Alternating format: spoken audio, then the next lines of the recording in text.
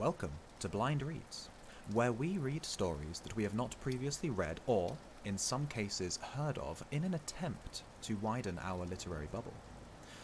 Today's story is The Tell-Tale Heart, authored by Edgar Allan Poe and narrated by myself, Samuel Lawrence. In this story, we listen as a man attempts to convince us that he is not, in fact, a madman. Enjoy.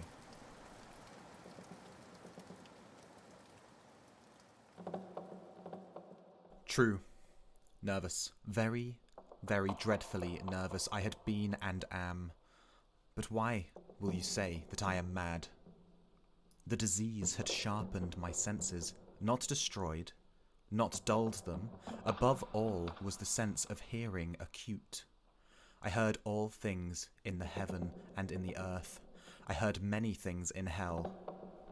How, then, am I mad? Hearken, and observe how healthily, how calmly I can tell you the whole story. It is impossible to say how first the idea entered my brain, but once conceived, it haunted me day and night. Object there was none, passion there was none. I loved the old man. He had never wronged me. He had never given me insult. For his gold I had no desire. I think it was his eye.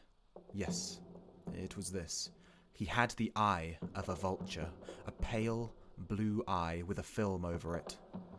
Whenever it fell upon me, my blood ran cold, and so by degrees, very gradually, I made up my mind to take the life of the old man, and thus rid myself of the eye forever. Now this is the point. You fancy me mad. Madmen know nothing. But you should have seen me. You should have seen how wisely I proceeded. With what caution, with what foresight, with what dissimulation I went to work. I was never kinder to the old man than during the whole week before I killed him, and every night about midnight I turned the latch of his door and opened it, oh, so gently. And then, when I had made an opening sufficient for my head, I put in a dark lantern, all closed, that no light shone out, and then I thrust in my head. Oh, he would have laughed to see how cunningly I thrust it in. I moved it slowly, very, very slowly, so that I might not disturb the old man's sleep. It took me an hour to place my whole head within the opening, so far that I could see him as he lay upon his bed. Ha! Would a madman have been so wise as this? And then, when my head was well in the room, I undid the lantern cautiously. Oh, so cautiously, for the hinges creaked. I undid it just so much that a single thin ray fell upon the vulture eye. And this I did for 7 long nights, every night just at midnight. But I found the eye always closed, and so it was impossible to do the work, for it was not the old man who vexed me, but his evil eye. And every morning, when the day broke, I went boldly into the chamber and spoke courageously to him, calling him by name in a hearty tone, and inquiring how he has passed the night. So you see, he would have been a very profound old man indeed to suspect that every night, just at 12, I looked in upon him while he slept. Upon the 8th night, I was more than usually cautious in opening the door. A watch's minute hand moves more quickly than did mine. Never before that night had I felt the extent of my own powers, of my sagacity.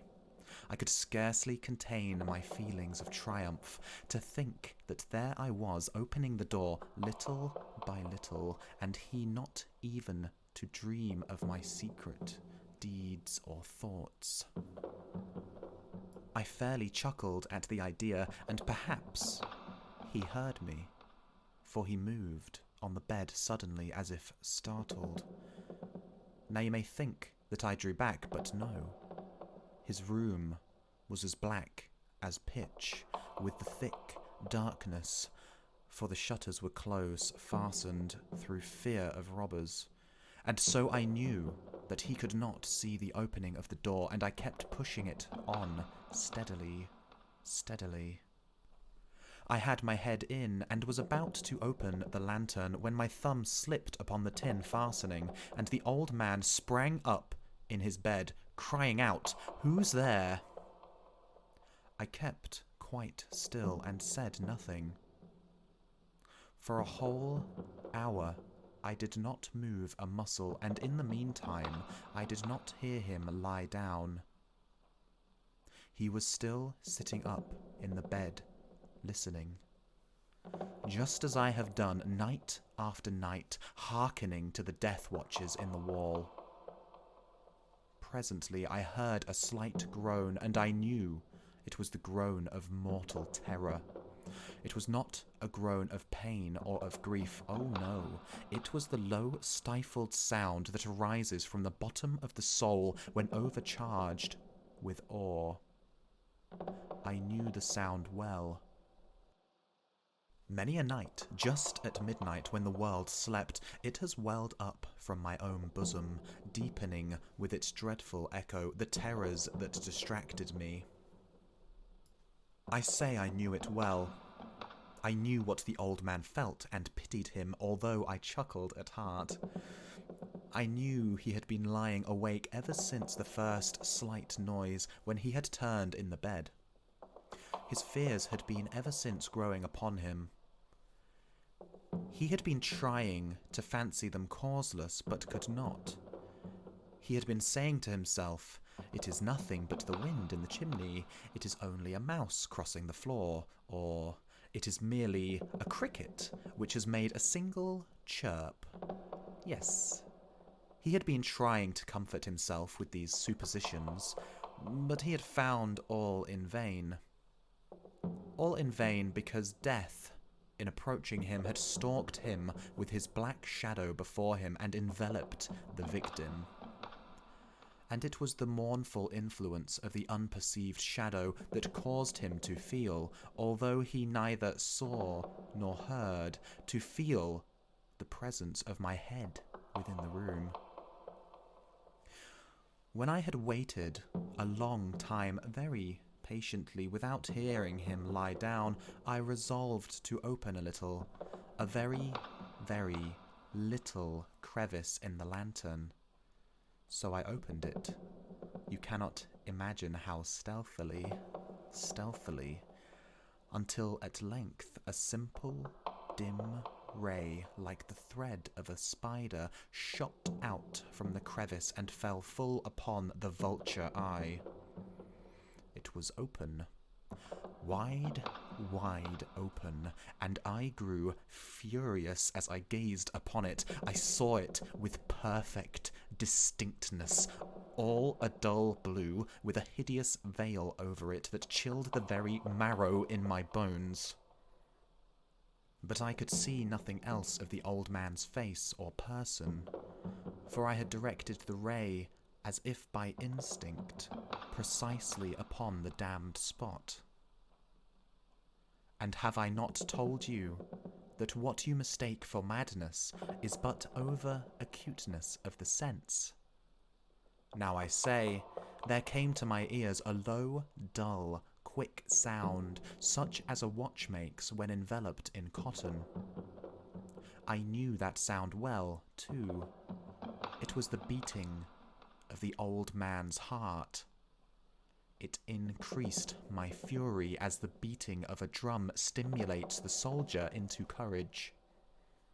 But even yet, I refrained and kept still. I scarcely breathed. I held the lantern motionless. I tried how steadily I could maintain the ray upon the eve. Meantime, the hellish tattoo of the heart increased. It grew quicker and quicker and louder every instant. The old man's terror must have been extreme. It grew louder, I say, louder every moment. Do you mark me well? I have told you that I am nervous. So I am. And now, at the dead hour of the night, amid the dreadful silence of that old house, so strange a noise as this excited me to uncontrollable terror. Yet, for some minutes longer, I refrained and stood still.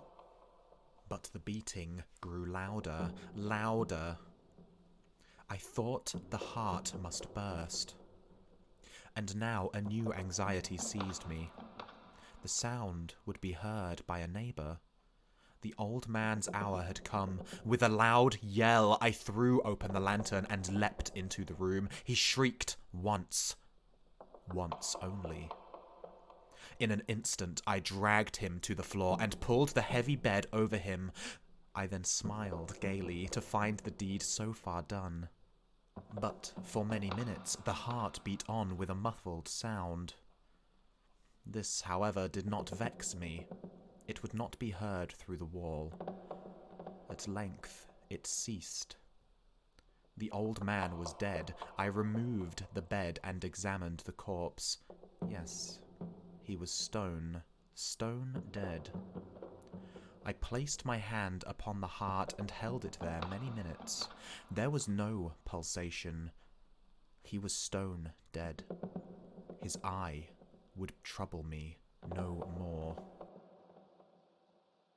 If you still think me mad, you will think so no longer when I describe the wise precautions I took for the concealment of the body. The night waned, and I worked hastily but in silence. First of all, I dismembered the corpse. I cut off the head and the arms and the legs. I then took up 3 planks from the flooring of the chamber and deposited all between the scantlings. I then replaced the boards so cleverly, so cunningly, that no human eye, not even his, could have detected anything wrong.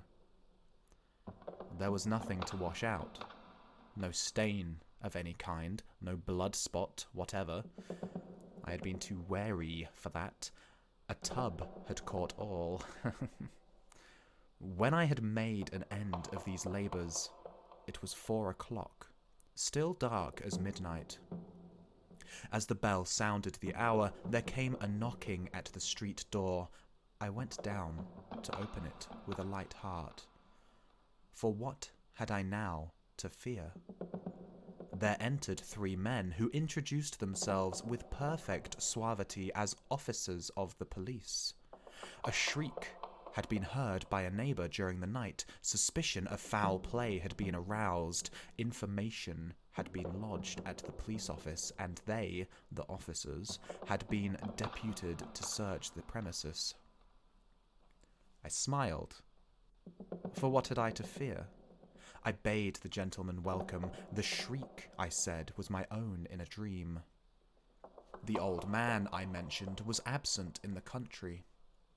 I took my visitors all over the house. I bade them search well. I led them at length to his chamber. I showed them his treasures, secure, undisturbed.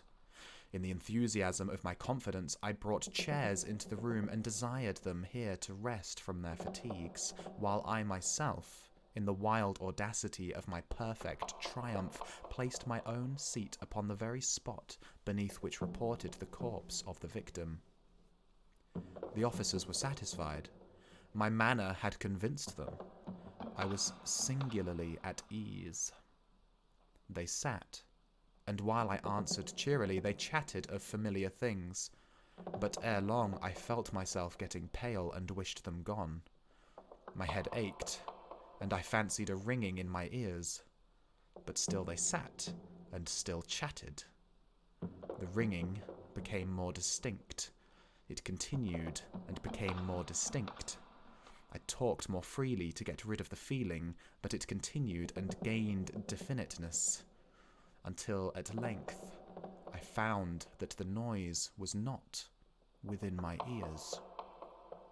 No doubt I now grew very pale, but I talked more fluently and with a heightened voice.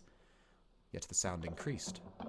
And what could I do? It was a low, dull, quick sound, much such a sound as a watch makes when enveloped in cotton.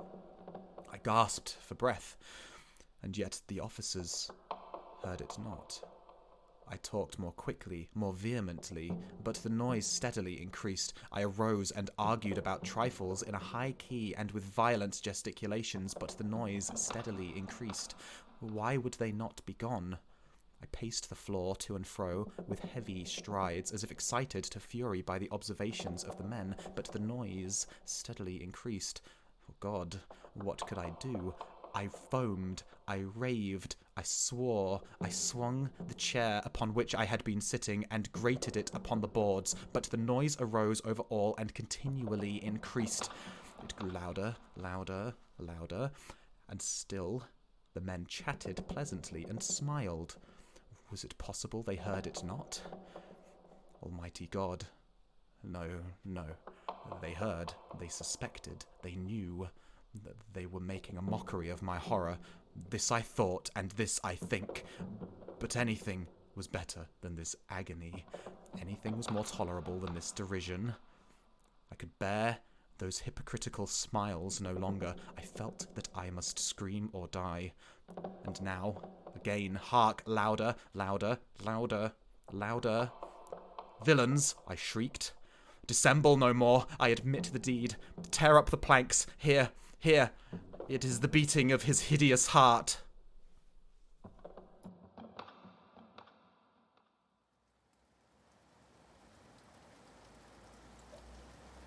Well, there you have it.